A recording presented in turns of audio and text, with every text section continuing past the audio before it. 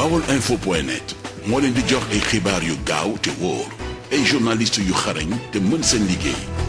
baolinfo.net le portail du Baol sur le web. baolinfo.net mën ngeen a abonné sunu chaîne YouTube Baol Info ngir ngeen di mën di jot bépp xibaar bu ñu dugal ci chaîne YouTube bi. parce que Mansour Faye gàtt nag wax dëgg yàlla war na am 50 ak teg romb na 50 ans yi. du xale te kilifa la quoi qu'on puisse dire am na ay doom ñu jox ko responsabilité yu bari ci réew mi mu géré ko te fu mu ci jaar rek foofu mel ni lu kenn kon maasete leen tasaaroo fu mu ci jaar rek demal si wàllu hydraulique gis nga ndox bi man ba léegi 4 heures du matin laay root ci am ay problème ndox Sénégal yi di ko dund quoi ñu koy xaar ci ay milliards yoo xamante ni war ko leeral mu ñëw si Macky Sall moo waxoon ci làmmiñu boppam ne CREI yi c'est pour les anciens mu ne OFNAC c'est pour nous ba léegi man gisuma benn yoon bu OFNAC épinglé koo xam ni dafa bokk seen parti wala mu nekk ci pouvoir bi mu am poursuite judiciaire man gisuma ko man bu fekkee gis ngeen ko aussi mën na nekk nag man gisuma ko mu jul fenn c'est-à-dire bu ñuy lim tey ñi nga xam ni tey dañ leen épinglé ci wàllu lubal àllu réew mi ay milliards du jeex ñu nekk fa da ngay lim bu ñëwee ci DG Kudd dem ci mbay Prodac ñu nekk doo fi jógee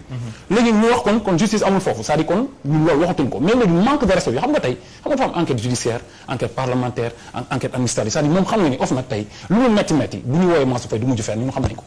bu demee it du mujj fenn c'est-à-dire mais ne serait-ce que pour sax comme ni Macky Sall di defee quoi xaw a maquiller pudeur noonu xaw a respecté tuuti constitution bi sax respecté institution yi quoi xaw a wane tuuti respect sax léegi nag yow ñu ngi toog di xaar si yow loo xamante nii askan yëpp ñu ngi koy xaar nga ni man muy juma OFNAC ñu lay xaar nga ñuy génnee ay audio wu 2013 ak ay waxoon na ko def naa ko ñun lu si yoon ci ay audio ñun ñuy xaaj Mansour waxu 100 milliards ak gestion Covid bi FRAPP dafa porté woon plainte Mansour Faye c'est ça le débat dañ ko porté woon plainte mais na dañ ci plainte yooyu lan la si wax fan la mujj ci gestion ay milliards ñu jox la ko yow la tax di ñu wax ay audio boo enregistré lu si yoon ci audio benn déjà dignité wane nañ ko ngor amatul faale suñu kenn sénégalais yaa xamti na enregistré yow lañ tàmmal peuple bu fait maa ngi enregistré jekku naa ko dafa siiw xaaral dafa dem ba ci lépp la quoi c'est-à-dire fépp la ci secteur yëpp yam rek ci politique c'est-à-dire même boo waxee benn Karim bu siiw sax da nga koy jëm a enregistré pour suba après Karim su ma ko jekko wala ma jëm ko chantage c'est-à-dire ñun ñoo dem ba amatuñu ngor nañu xool bu baax a baax ñun ñan lañ amal affaire am yenn âge yi jàkkaarloog écran di wax ay junni di la xool ngay wax li ngay wax xam nga ne waxoo dëgg ki nga jàkkaarloo di wax nga xam ne moom commencé na xam ne yow li nga wax du dëgg. baolinfo.net moo leen di jox ay xibaar yu gaaw te wóor ay journalistes yu xarañ te mën seen liggéey